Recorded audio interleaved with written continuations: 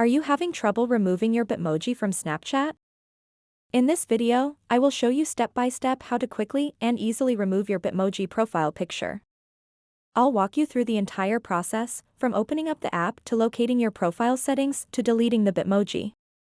So make sure to watch this video until the very end to learn everything you need to know about removing a Bitmoji from your Snapchat account. To get started, open up the Snapchat app and tap on the Bitmoji profile picture in the upper left corner of the screen. Once you are on this page, tap on the gear icon at the top right corner of the screen.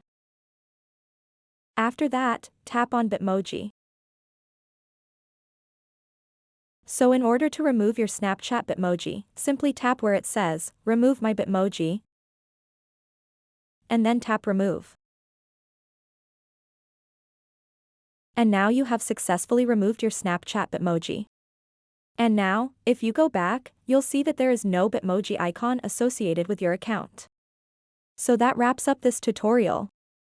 If you have any questions about this whole process, please let me know in the comments section below.